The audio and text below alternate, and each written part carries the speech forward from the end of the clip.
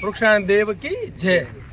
છેલ્લા 4 દિવસથી ઉત્તર ગુજરાતમાં જે રીતે વરસાદ પડી રહ્યો છે તો મારા ગ્રીન કમાન્ડોને અને ઉત્તર ગુજરાતના ખેડૂતોને નમ્ર અપીલ છે કે વધારેમાં વધારે વૃક્ષારોપણ કરે અને આ પહેલી સિઝનમાં જો આપણે આ ઝાડ રોપી દઈશું તો આ 3 મહિના વગર પાણીએ આપણે કરી દઈએ તો ચોમાસામાં એના મૂળ ઊંડા જતા રહેશે, તો ઉનાળામાં આપણે વગર પાણી પણ આ ઝાડ એના આપણે ઉછેર કરી શકીએ છીએ।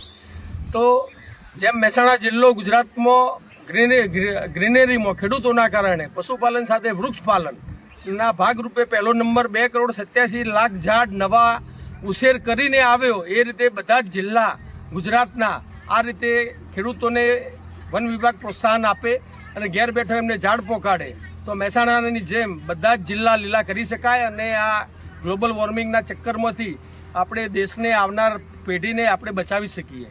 તો આ રીતે આ મિશન 3 મહિના બધા જ દિલથી ચલાવીએ અને જે ઝાડ વાવીએ ઉછેરીએ એ સંકલ્પ કરીએ તો ઝાડ વાવજો એવી મારી નમ્ર અપીલ છે। નહીં તો ઝાડને અડીને પણ તમે કોઈ બાબાથી ઝાડ થવાનું નથી।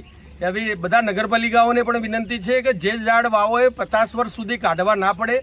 વન વિભાગને વિનંતી છે જે ઝાડ વાવો એ 50 વર્ષ કાઢવા ના પડે એ રીતે નવું પ્લાન્ટેશન કરે અને લોકો પણ એ રીતે પ્લાન્ટેશન કરે કે એને ઓછામાં ઓછો ડિસ્ટર્બન્સ આવે।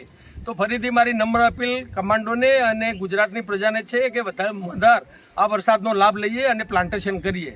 Green global brigade, thank you, આભાર।